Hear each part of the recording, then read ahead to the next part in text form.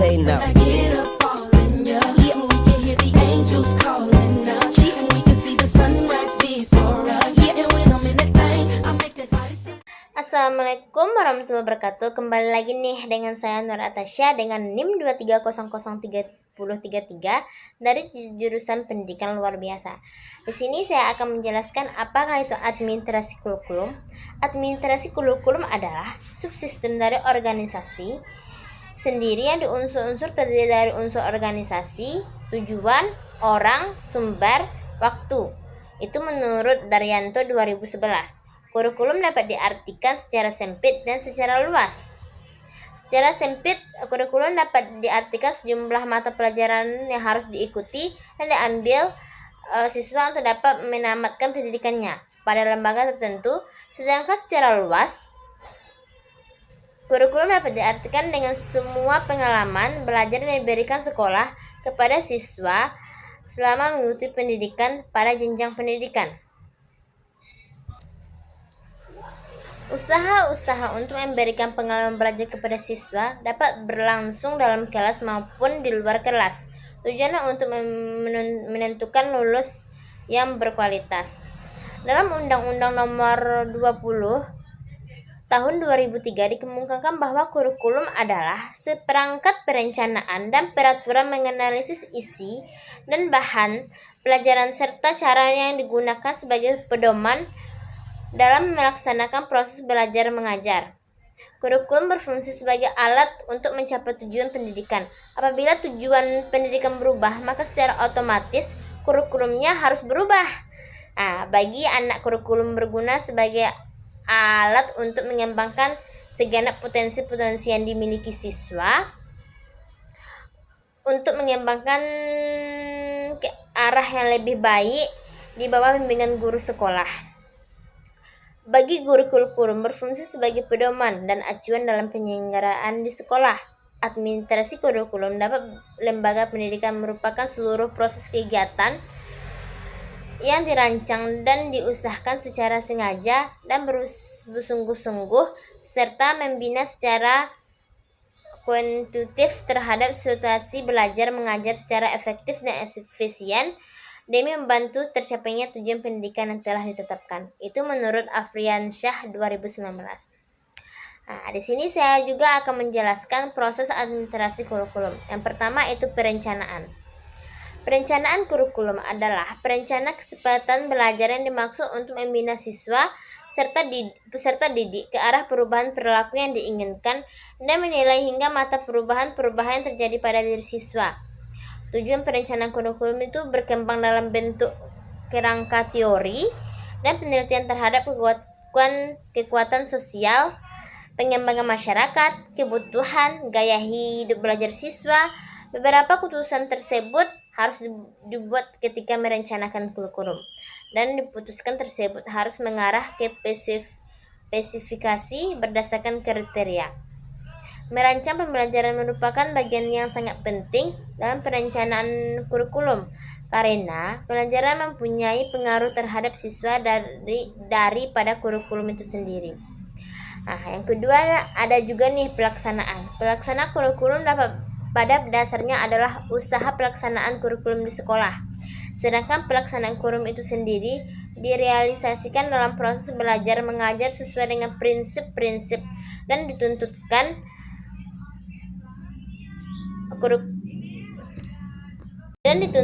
kurikulum yang telah dikembangkan sebelum bagi suatu jenjang pendidikan atau sekolah-sekolah tertentu.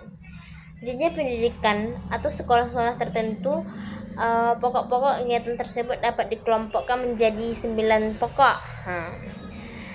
Kegiatan yang pertama itu berhubungan dengan tugas kepala sekolah. Yang kedua itu kegiatan yang berhubungan dengan tugas baru. Yang ketiga itu yang berhubungan dengan murid. Yang keempat kegiatan yang berhubungan dengan proses belajar mengajar.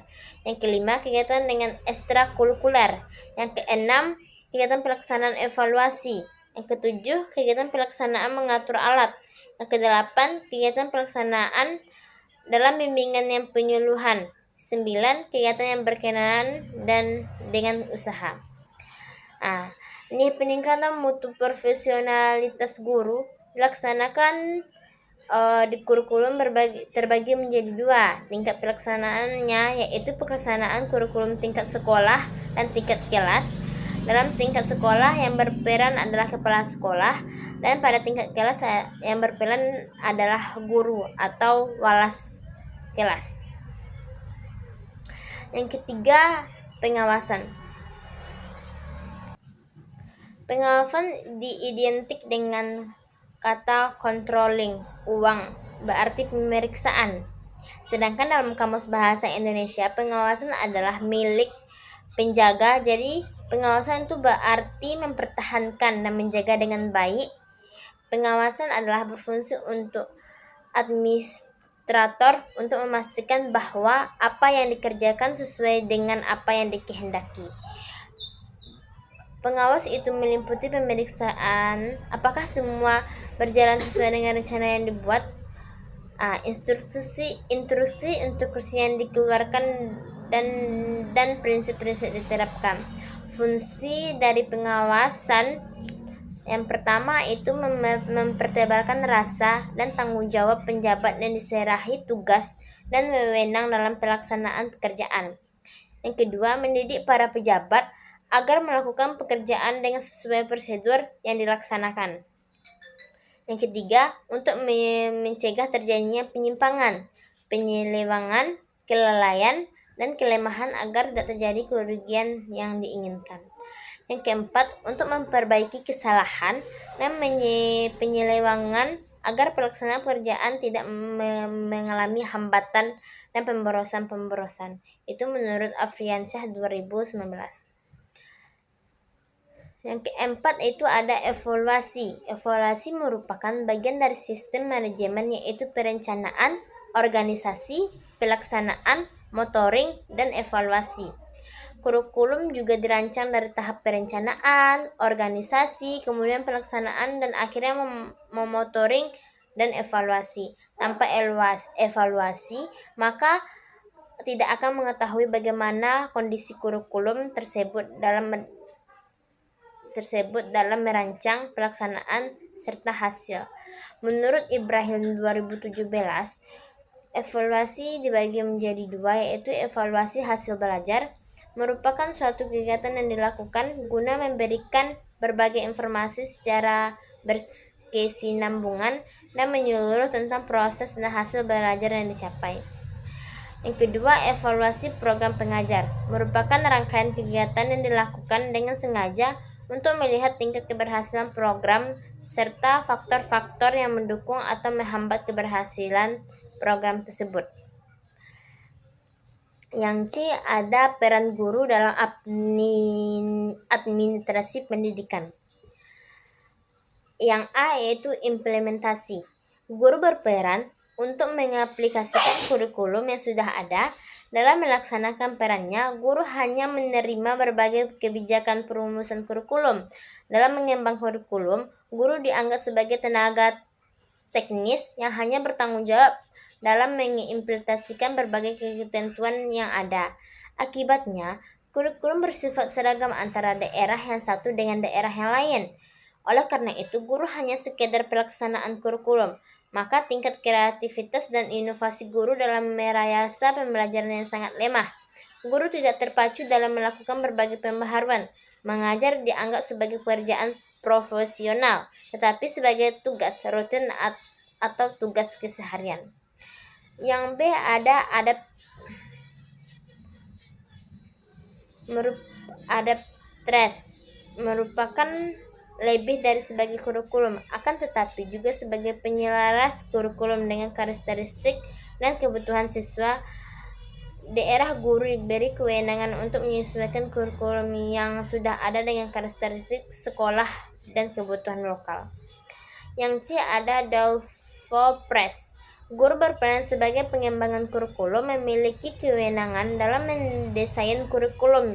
Bukan saja dapat menentukan tujuan dan isi pelajaran yang disampaikan, tetapi guru juga menentukan strategi yang cocok dalam proses pembelajaran. Yang D, researchers, Guru berperan sebagai peneliti yang dilaksanakan sebagai profesional guru yang dimiliki tanggung jawab dalam meningkatkan kinerja sebagai guru dalam melaksanakan perannya sebagai peneliti. Guru memiliki tanggung jawab untuk menguji berbagai komponen kurikulum,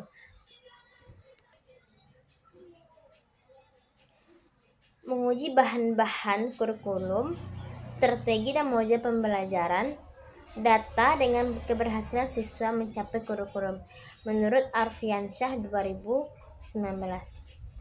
Nah, itulah yang bisa saya sampaikan tentang administrasi kurikulum. Salah dan janggalnya saya mohon maaf. Saya akhiri.